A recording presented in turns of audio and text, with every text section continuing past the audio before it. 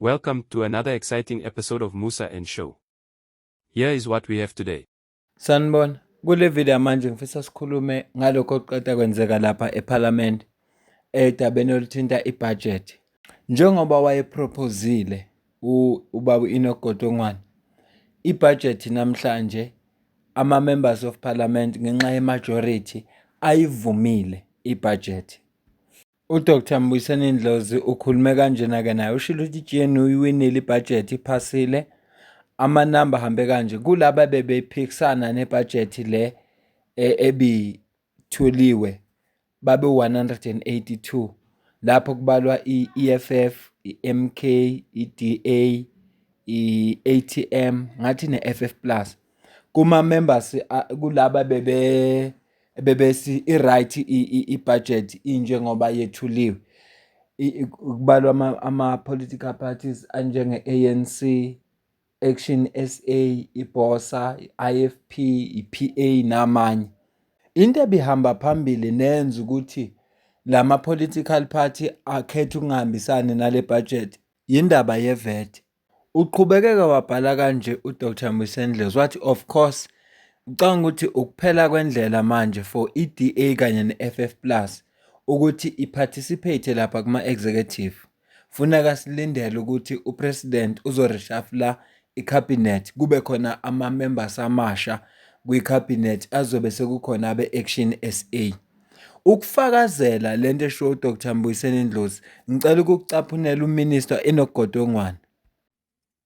I don't think you can vote against a budget and tomorrow you want to go and be part of its implementation. It can't be. It can't be. We've got to draw a line on that point. I thank you. Uthi minister angeke uvote against ibudget bese futhi wena uba ingxenye lawo bantu abazo-implement ibudget. Ufakazela ke lento eshuwo uDr Mbuyiseni Ndlozi ukuthi njengoba i-DA ne-FF plus bephumela obala bathi bona ngeke bayisupporte ibudget ethi akukhuphuka i-VAT ngoba izocindezela abantu abahluphekayo. Kune-audio elikhile ngiyenzile ivideo ngayo lapha athe uRamaphosa khona uthe kuJohn Steenhuisen kukuwe it's either uvota nathi usupporta le budget or uvota against thina, kodwa funa wazi ukuthi uma uvota against thina uzophuma ku-GNU. I-DA ke idele ukuba ku-GNU ngoba ingakholelwe ekutheni ifuna kucindezelwa abantu abamnyama ukuze abahluphekayo, ingathi abamnyama abahluphekayo ukuze bona bahlale bekwi-power. Ngiyasincoma isenzo se-DA ukufakazela le audio ephumile ukuthi iyiqiniso. Ngizocaphuna manje uChief Whip we-ANC uBaba uNtuli yena ukhulume kanje. Well, thanks, Yanda. Thanks and good afternoon to the viewers at home. I think the first thing I would like to say is to thank the parties that agreed to work with the ANC to ensure that the fiscal framework is adopted by Parliament. That was a very important decision, profoundly important, because the country has got many competing and pressing needs. We couldn't allow a situation where the adoption of the fiscal framework is delayed, which would have resulted in the rest of the processes of approving the budget of our country also affected. So we are very happy with that, and we're excited that we've reached the point at which we are. What then happened to those who decided to vote against the budget? I think they took a decision that they are not part of this effort of a united government of national unity. And so certainly, as I see them after the decision, they were walking out in numbers. I don't know whether that is the sign of them walking out of the GNU or they were walking out of the House. But as to what happens to them, clearly there's no way that you can vote against the budget and in a rational way explain and that explanation be accepted by South Africans that you have the capacity and the willingness to implement the same budget. Njengoba umuzwa kuBaba uNtuli la ethi laba bathatha isinqumo sokuvota against ibudget bazithathele bona isinqumo. Unjoba bekababona bephuma eminyango akazi noma uphawu lokuthi bayaphuma na ku-GNU. So njoba ngisho mina ukuthi le audio ephumile ka-president akufanelanga siqamba amanga ibiyiqiniso lama political parties avote ne-ANC atsheliwe kwathiwa it's either bavota ne-ANC or ba-out of i-GNU. Ngoba kodwa-ke laba abancenga ukuba semandleni nabancenga iy'khundla bahlalile, kodwa-ke mhlawumpe abantu banezathu zabo, angeke sisho lutho. Iyona nto ekhulunyiwe le. Angiciki ukucaphunela i-DA ukuthi yona itheni emveni kokuba isiphumile laphaya eParliament. And we're outside Parliament where a vote has just been taken on the fiscal framework. I can announce immediately that legal action is already underway to challenge the committee proceedings that took place yesterday, but also to challenge the legality of today's sitting. It's fundamentally important that voters outside understand what the implications of this is. Action South Africa did not get a deal. VAT will come in on the 1st of May unless it is legally challenged. No matter what Action SA says, no matter how they try and spin it, the reality is that there will be a VAT increase on the 1st of May. And by voting for the fiscal framework today, Action South Africa, the IFP, and all of those other smaller parties are complicit in hiking VAT for the people of South Africa. The Democratic Alliance has been consistent from the beginning. We said that we would not support VAT and that we needed to have very important economic reforms agreed upon before we simply agreed on a fiscal framework. Those concessions have not been made. ANC has not come back with the document that we've been exchanging, and it is very clear that there is no way forward around this fiscal framework. And so we had to vote against it today because we have to be consistent in terms of voting against the VAT increase. That was the position we took in the committee yesterday. It's a position we've taken in Parliament today. And I can give you the assurance, as the voters of South Africa, that we will continue to act in the country's best interest and do everything we can, using the courts and using our position here in Parliament, to ensure that the voters of South Africa, the people of South Africa, get the best possible deal in every situation. We will not be supplicants to the ANC's attempts to simply ride roughshod over everybody else, and we will always stand up for what is right for the people of South Africa. Njengoba kade umuzwa ke uJohn Steenhuisen echaza la ukuthi bona njenge-DA bamile ekuthenini ngeke bavuma ukusupporta ibudget ethi akukhule akukhuphuka iVAT. So ngoba i-ANC ayivumanga ukuguquka lapho, bamile bona bavota against yona. Manje ke ubhaleke na kulo ku-X wakhe eyaziwa ngeTwitter, ubhale le message ukuthi i-DA izofayila amaphepha eWestern Cape High Court ukuchallenja ukuphasiswa kwe-budget eParliament. Lento yokukhuphuka kwe-VAT izokwenza impilo ibe expensive kakhulu for wonke umuntu. I-DA izoya enkantolo iyokwazi ukulwisana nalesinqumo lesi, kodwa egameni labantu base-South Africa. Akusi-DA kuphela, ne-EFF inesikhala esicishe sifane nalesi, ngoba bakholelwa ukuthi kwi-portfolio committee ebihleli izolo kukhona izinto ezingahambanga kahle ngokomthetho. Ngicela ukucaphunela i-EFF uze ukuthi yona ithini. Ngizokwenza ivideo eseceleni la sizochaza khona ngokwenzeka izolo.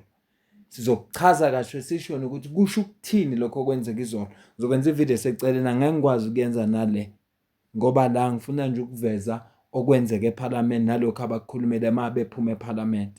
We will never agree to anything that put an extra burden on the poor of the poorest.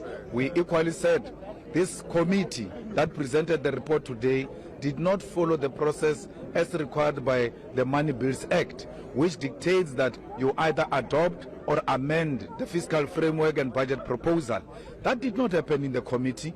They fabricated a report and brought it here, and they said there was so-called recommendation by the Action SA. The Money Bills Act does not provide an option for recommendations.